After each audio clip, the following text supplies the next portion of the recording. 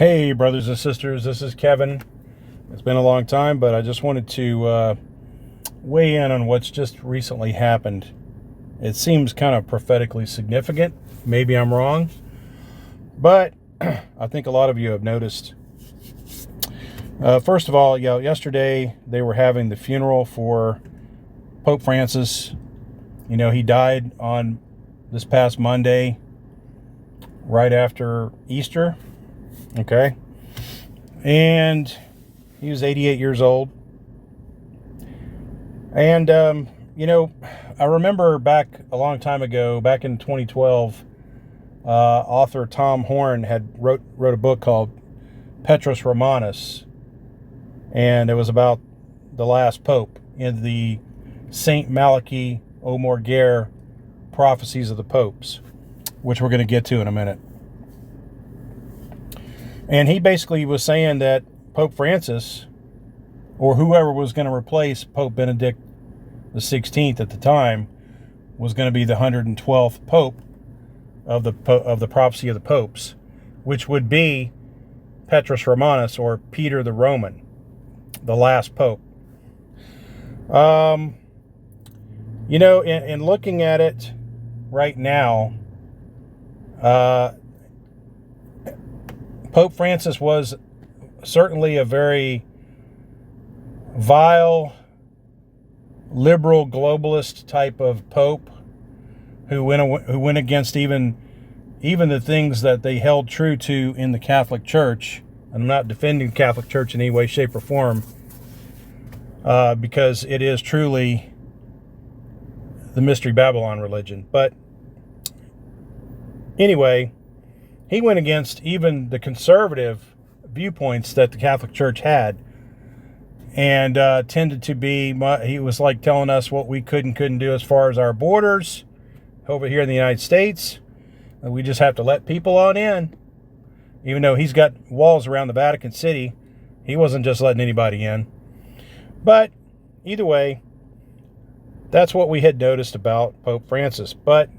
And a lot of us thought, well, if he is the last pope, if he's Petrus Romanus, and we kind of forced that in there, I think. He wasn't, I think in retrospect, obviously he couldn't have been Petrus Romanus.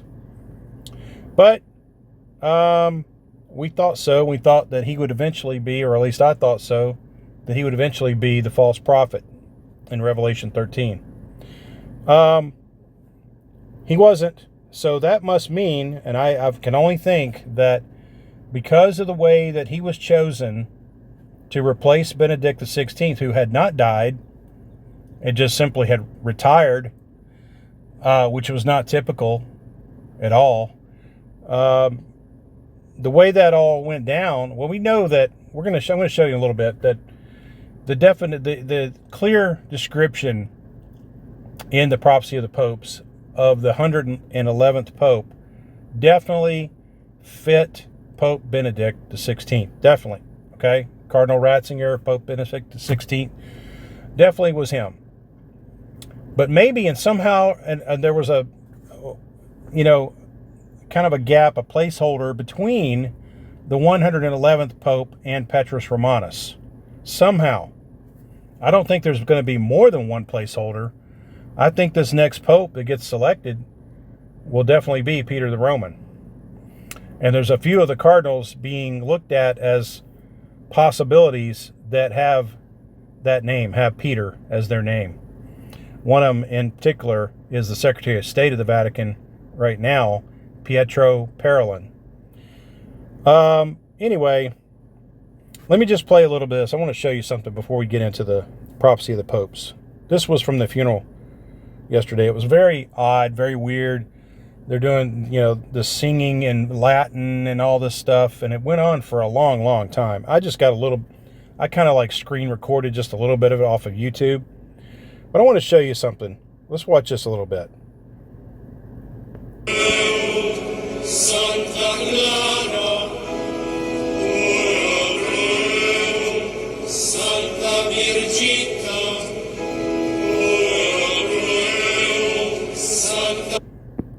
Okay, do you notice anything kind of weird? You notice this?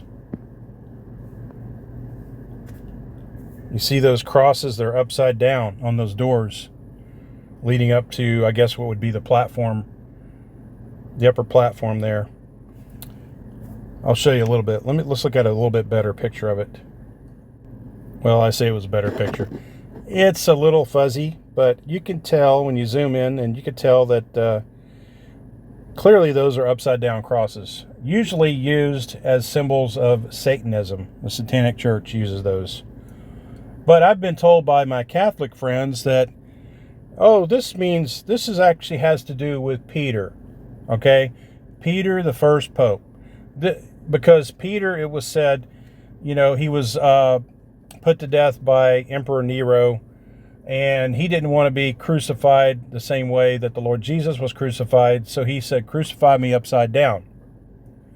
And supposedly that's where they get these upside down crosses for in their symbolism, even though elsewhere throughout St. Peter's Cathedral, the crosses are regular crosses, okay? And crucifixes. Anyway, just wanted to point that out.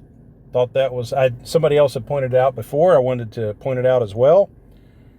There's just so much pagan symbolism within the Catholic Church, and the idols and the worship of Mary and all this stuff. They call it veneration of Mary. All these things. And if you haven't done it before, I read a book. It's actually available out there that you can grab hold of.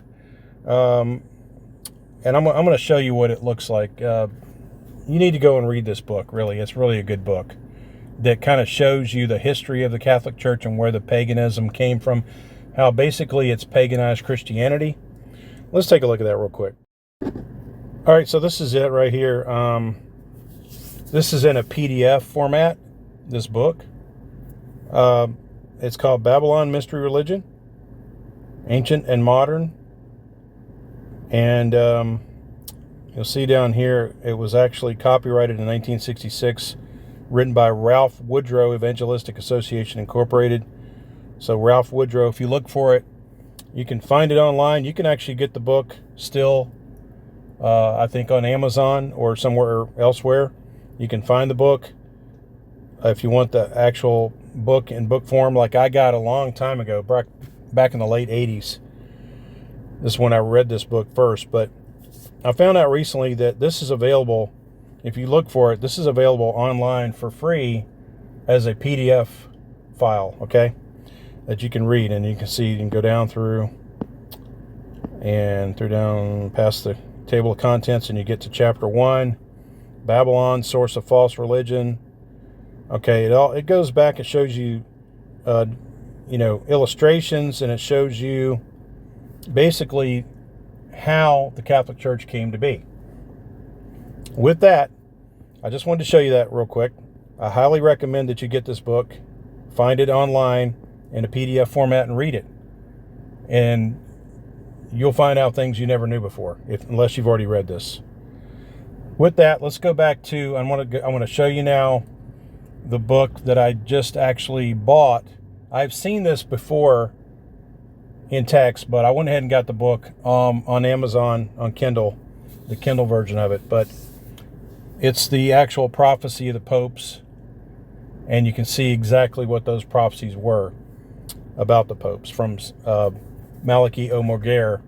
And he died in 1148, the year 1148. So he was, that was his time frame. He was an Irish archbishop, okay? And the story was that he was going to, well, let's go to that. Hold on just a minute. All right, so this is what the front cover looks like of The Prophecy of the Popes by Gottfried and Fritz.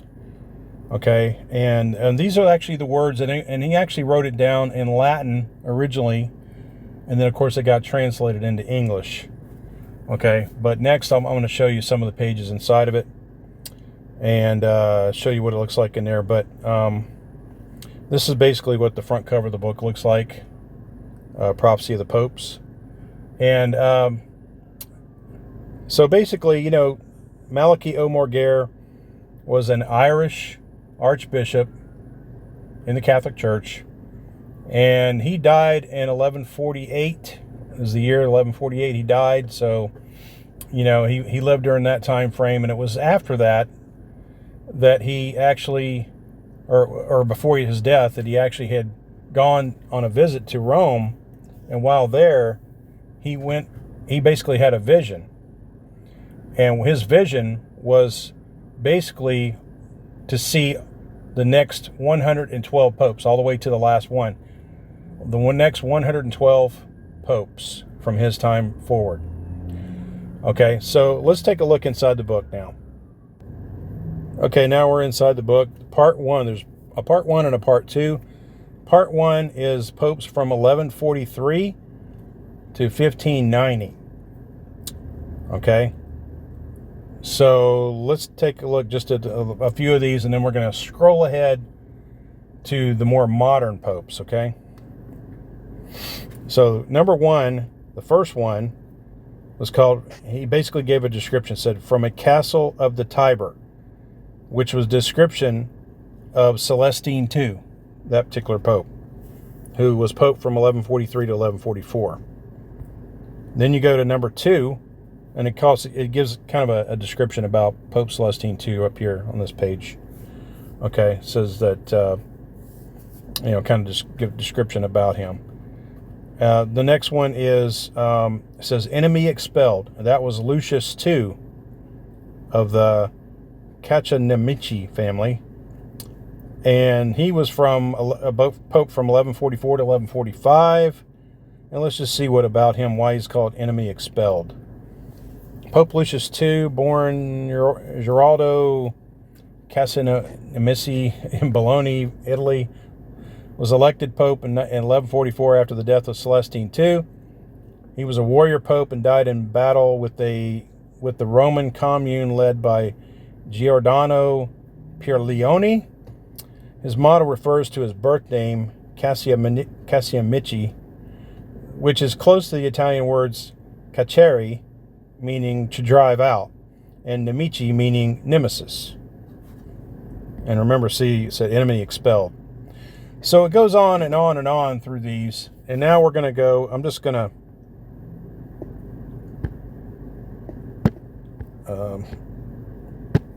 there we go. I'm going to go scroll over to some of the more later ones here. Okay. So this is part 2, popes from 1590 to present. Okay. So we're starting out at, see, it's using Roman letters, Roman numerals, for the number of the pope. So this one would be 75, okay, which is Gregory the 14th, okay, from 1590 to 1591. And it says up here the description of him, from the old city. His motto possibly refers to the fact that Gregory XIV's father was a senator of the ancient city of Milan, and the word senator is derived from the Latin senex, meaning old man, or that Milan is the old city in question, having been. Okay, from the old city. So, all right, so let me scroll ahead to more recent popes. Let's get down to where we need to be here. Okay.